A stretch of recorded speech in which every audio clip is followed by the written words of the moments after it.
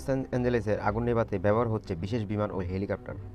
দাবানলের দুর্বল এলাকা ও জঙ্গলের আগুনের নেভাতে এখন বড় অবলম্বী হয়ে উঠেছে বিমান ও হেলিকপ্টার।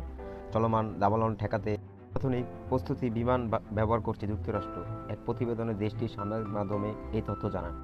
আগুন নেভাতে সর্বোচ্চ কার্যক্রম মনে করা হয় CL-415 বিমানকে। প্রতিবাদ 6,000 লিটার বেশি পানি প্রায় নির্ভুলভাবে ছোটার সক্ষমতা আগুনের উপর রাখে। লস অ্যাঞ্জেলেসের দাবানল পরিস্থিতি নিয়ন্ত্রণে অনেক অবস্থায় নিচ্ছে এই বিমানটি।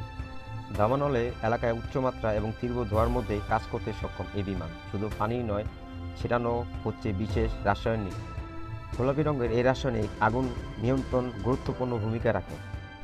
শুধু বিমানই নয়, ঘন জঙ্গলে এবং দুর্বল এলাকায় আগুন নেভাতে ব্যবহার হচ্ছে এই বিশেষ হেলিকপ্টার।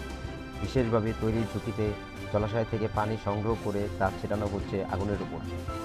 সপ্তাহে পের হয়ে গেল, যুক্তরাষ্ট্রের দাবানল এখনও নিয়ন্ত্রণে আসেনি। উল্টো ঝড়ো বাতাসে পূর্বাভাস নতুন করে দেখা দিচ্ছে আতঙ্ক। এমন অবস্থায় জীবন বাঁচাতে এলাকার বাসিন্দারা ঘরবাড়ি ও ব্যবসা প্রতিষ্ঠান ছেড়ে পালাচ্ছে। এই সুযোগে অনেকে চুরি ও লুটপাটের ব্যবস্থা হয়ে পড়েছে। ভয়াবহ এই দাবানলে এখন পর্যন্ত লাখেরও বেশি মানুষ ঘর বাড়ি ছাড়া হয়েছে। মারা গেছে অন্তত 24 জন, নিখোঁজ হয়েছে অন্তত 23 জন। এলাকা থেকে মানুষকে সরে যাওয়ার আহ্বান জানিয়েছে, জরুরি অবস্থান জারি করা হয়েছে। যুক্তরাষ্ট্রের ভয়াবহ দাবানলে 6 দিন নিয়ন্ত্রণে আসেনি, বরং উল্টো দিক পরিবর্তন করে নতুন এলাকা ছড়িয়ে পড়েছে আগুন।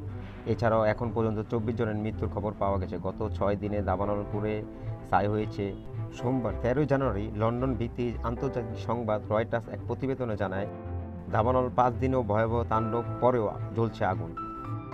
1000-এরও বেশি এলাকা ছড়িয়েছে। এছাড়াও দাবানল নতুন করে মোড় নিয়েছে।